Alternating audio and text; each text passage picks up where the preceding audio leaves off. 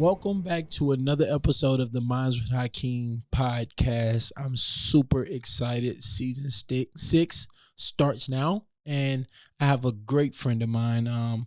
Every time I have a conversation with this person, I just leave the conversation just full of joy, full of energy, and wanting to go out and love on people more so as I continue to develop my relationship with Bobby, I just had to have her on the podcast. I normally like interview a lot of men, so this is the time where I like slap hands hard, but I'm gonna shake your hand real soft. Bobby, thanks for coming on to the Minds with Hakeem podcast. Thank you. I'm really excited to be here. And we are excited to have you Yeah. because I already know this conversation is going to change a lot of people's lives and help people in the midst of their journeys because the one word I think about you when you come to my mind is just perseverance. And I'm giving them a little spoilers and tidbits right now, and they're gonna get a little bit of that. But thank you for being my first guest of season 6, and we appreciate all the support for the Minds with Our King podcast. Yes, of course. All right, you ready? Yeah, I'm ready. Let's give it to him. Let's have a go. great conversation. So before we get into our conversation, I want to ask the new icebreaker question for season 6, and it is, what was the last thing that cost you absolutely nothing but made you happy? I'm going with last week. Take that back. Spring break. We, my life group and I volunteered at Hope Elam. They, on Wednesday nights, do a free offering of food serving. And we went and served as a group and met just some wonderful people. And you left there and your heart was full and it was so exciting. And we fed over 500 people just in the to-go meals and even more of people that stayed there and ate in house. Isn't that like really cool when you go to serve and help people? The feeling that you leave the place with, you like, oh, I'm going here to help people who's going to be excited that I helped them out, yada yada yada, and you leave so fulfilled and so energized from those moments. Yeah, and you don't even feel like you were working. No. I mean, you don't, and that's the way you're supposed to serve. Absolutely. Is that it's not dreaded. If you're serving in your church or in your community, you're not supposed to be dreading going to go do it. You're supposed to serve with your heart, and it's just really fulfilling. I agree. And I'm going to switch gears and get into our conversation because I can stay here with you, like literally for the duration of this podcast. I know Saul wants to go home, and eventually he probably got things he want to do. So I'm gonna switch gears a little bit.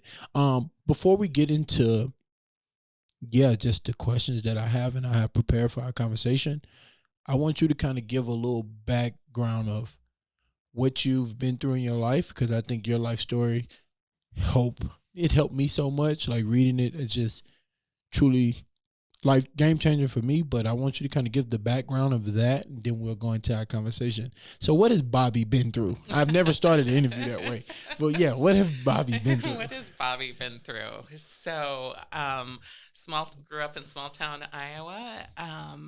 My mom was a single mom. My dad did not come into my life until I was 10.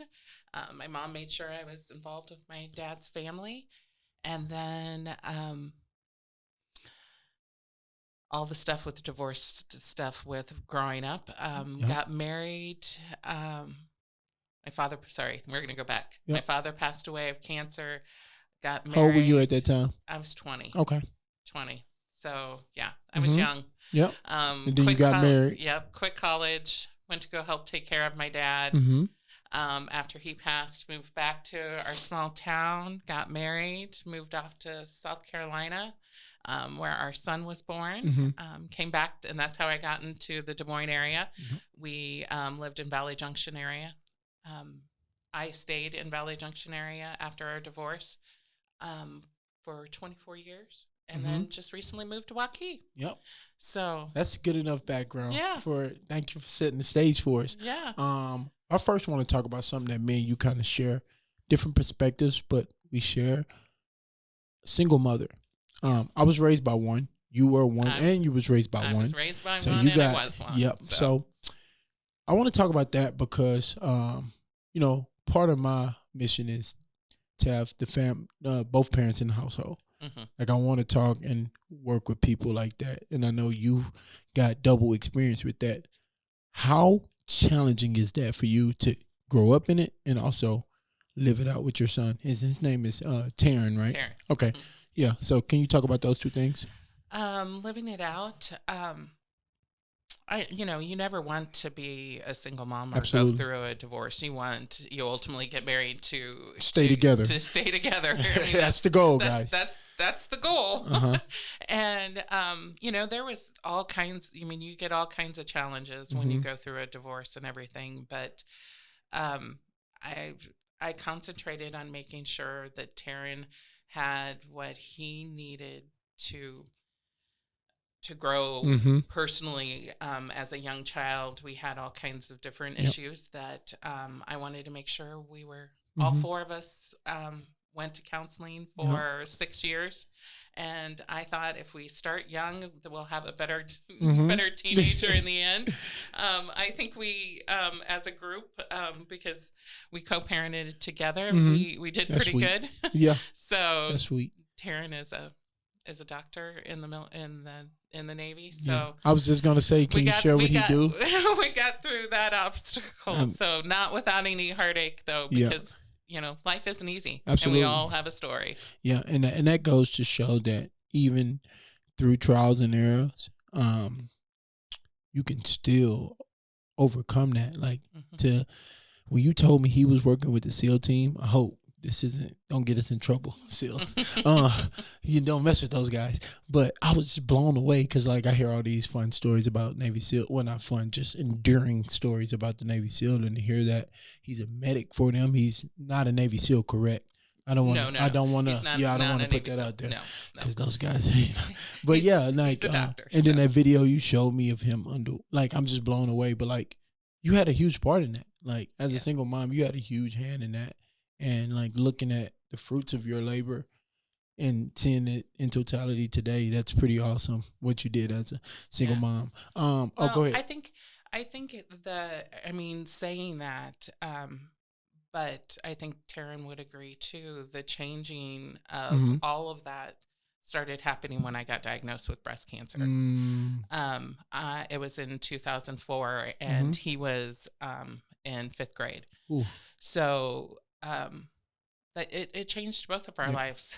Okay, let's So sit on that for a second, because in your story you spoke about dealing with guilt mhm. for being alive and being a breast cancer survivor, which I truly admire that. Like seriously, can you talk about that guilt and why you felt it? Because as a person who, obviously, I'm a man, we normally don't go through breast cancer, but I've never experienced survivor's guilt.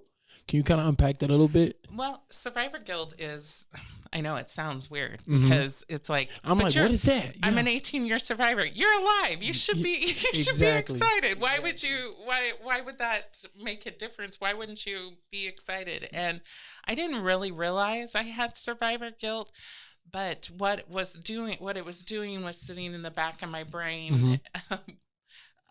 Our brain is a thing Once we to figured out it's not over working for us conquer. all the Yeah, time. yeah, it was definitely not working for me. Uh huh. And survivor guilt, the script I had in my head Mm-hmm. was that I was the only one who survived out of my family who was Yep. diagnosed with cancer, Mm-hmm. and everybody died. Mm-hmm. And so I was going to die. Yep. And it just kind of lingered.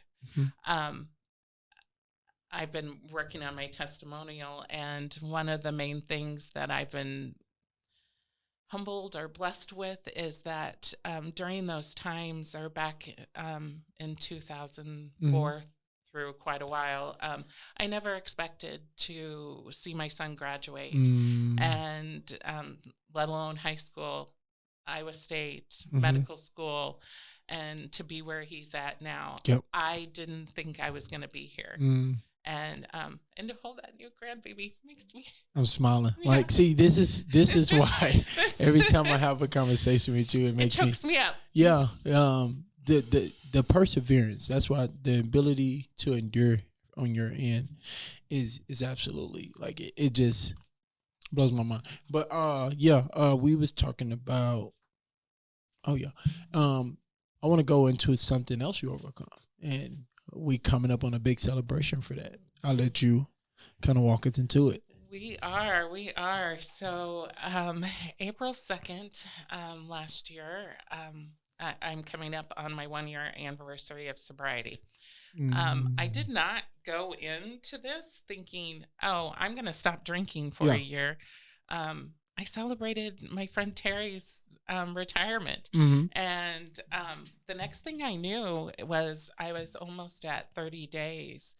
I had, over COVID, at the beginning of COVID, I stopped drinking Mm-hmm. for 142 days Yeah.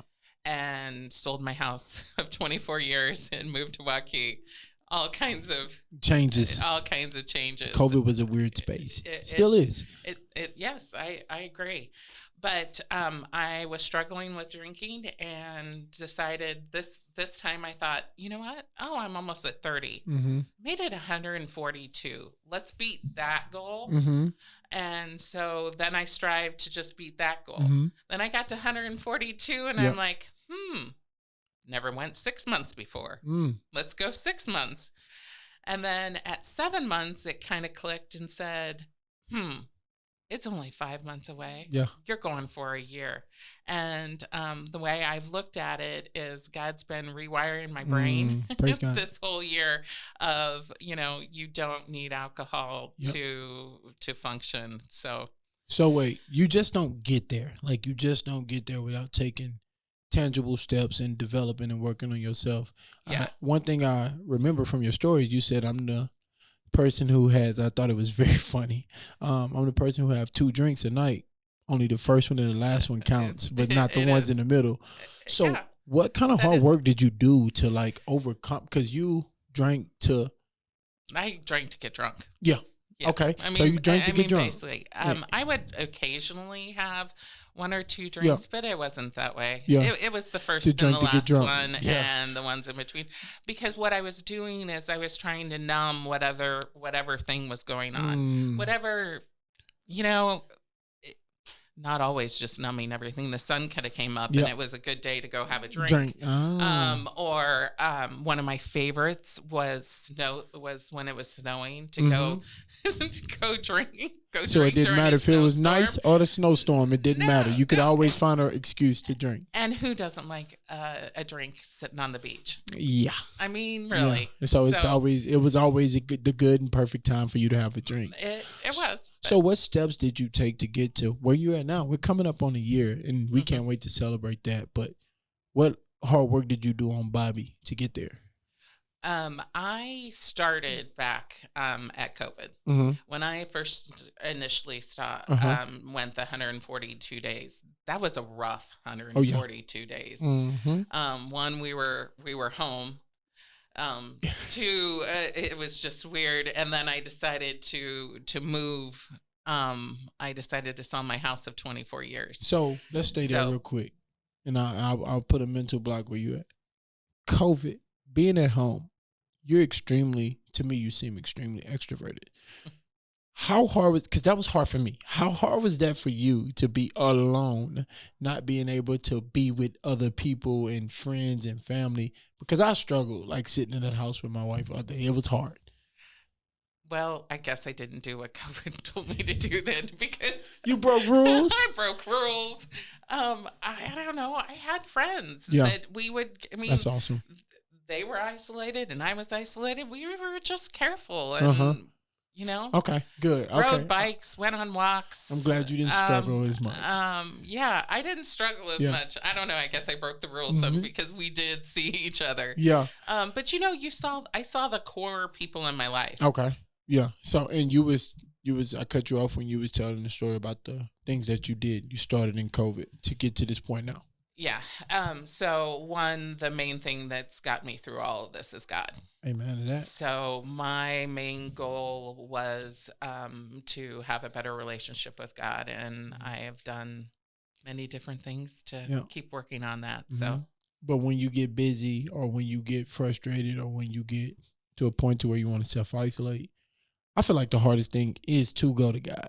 Like, I feel like that's the hardest thing. But that's what the devil wants. That's what he wants. So yeah. Yeah. That's pretty cool that you can even speak volume to that, though. Yeah. And by no means was that easy. No, for sure. I mean, a spiritual growth is not easy, and you have to work at it. Mm-hmm. You have to want to grow. Mm-hmm. And so I guess when you get to a point where you're just tired of the way life was, Yeah. and you don't want to do it anymore, Mm-hmm. you work really hard to To get it change done. that. Yeah. Yeah. That's beautiful. Yeah. And that's the main thing that I think our culture needs today is the hard work and the endurance, like in going through something to change the trajectory of what they're going through. Because nobody has a perfect life. Nope. It's not. And there's going to be highs and lows Mm-hmm. and peaks and valleys, and you just got to keep going. Yeah, you do. And there's no choice. And God didn't tell. I mean, God didn't tell us or promise us life was going to be easy. No. He promised He'd be there with us all the time. Yep. And he also promised that there will be tough times and endurance. Mm-hmm. And endurance builds character. And character builds hope. Like that's. And you have to persevere. Yeah. So. Yeah. Okay, Bobbi. I want to talk about what are you doing today? Like, what things are you doing? I know some fun stuff. So. Okay, let's see. So fun stuff. Let's talk about cheering you on. What is cheering you on? Is a Facebook group I started, Mm-hmm. and it's coming up on its 1-year anniversary. So I started this because I think everybody needs more positive information in their news feeds. I would agree. And the main thing is that I hope something that I post will say me too. I feel like that. I need encouragement today, or I needed that boost of positivity. And with the news feeds and all the things having such negative impacts and craziness that are going in the world, everybody needs to be cheered on. Everybody needs a cheerleader. And we were never meant to do life alone. And so it's kind of just a community that I keep building, that we're just caring and loving on each other. You know, we need more spaces like that in social media world, because like you were saying, all the negativity and all the misinformation, whatever it may be, that's put out there. The fact that you're trying and striving to build a community of support with positive affirmation and just words that can change people. Words are impactful. So I love being a part of that group and seeing it on the feed. I try not to be on at work as much, so I'll see them later. But I love that. And now cheering you on is took a slight turn into bacon. Yes. So I have not been a fan of Valentine's for like many years. Back a long time. We won't go into all the stories of why I have not liked Valentine's. So, but I wanted to change the script this year. And I don't bake is what I have always went. I'll bake you. I'll make you dinner. I'm not making you dessert. I don't bake. I don't food make is desserts. An extension of love. Yes. Yeah. Food is, and now desserts too. Desserts too. I was being I'm not making desserts. So, but I didn't really realize that I can bake, and I actually really enjoy it. So, changing the script for Valentine's is what started it, and so February 7th was as a baking day, and I started making all kinds of hearts and learned how to make royal frosting and let alone frost with royal frosting. I hadn't ever done that, let alone use bags and do all of the decorating stuff. And I had some friends help me, and we delivered at least 21 packages of cookies to everybody. And with all the baking I did, I took stuff to change course. I took stuff to my life group and to my office at work, and just shared cookies and love to everybody. And that has not stopped today. It has not stopped. So you've been picking up and finding different pockets of communities where you can drop off your cookies and stuff like that. Well, I'm not sure how much I've done it to drop off at other communities. Well, I'm talking about than changing course. But you did Alpha, right? Yeah, you're right. Come on, yeah, come on. So, I want to go with this whole sugar cookie thing. Mm-hmm. And after I made the first sugar cookie, I had not had a chocolate sugar cookie. Yep. Have you guys had a chocolate I sugar had a cookie? red velvet one. Oh, yes, you have had red velvet. So I made chocolate ones first. And then I was like, oh, what about a snickerdoodle? Oh, what I about had that one too. Yeah. I don't think you've had the new sea salt caramel. Nope. But you did have the red velvet. The red velvet is the best one right now. Yeah. The red velvet sugar cookie. I thought that didn't with exist. Cream cheese frosting. Because you have to have the cream cheese frosting on red velvet. It's me and my guys use this term called elite. That's what that cookie was. It was super elite. Yeah, that was good. But sorry, I didn't mean to cut you off. No, so I have been baking all kinds of stuff. Oh, I think I did send you one with the pink champagne.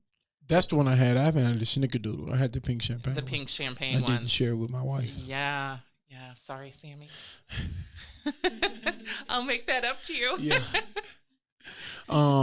Why? Why are you choosing to love on people with cheering you on, with the new cookie venture? Who knows where this will go? Yeah, we don't know where it's going to go, but it's exciting. Why now? Why now? Well, one, because with cheering you on, I think everybody needs a cheerleader. And if I didn't have all the great people that I have in my life cheering me on through my whole life, I wouldn't be where I am at today.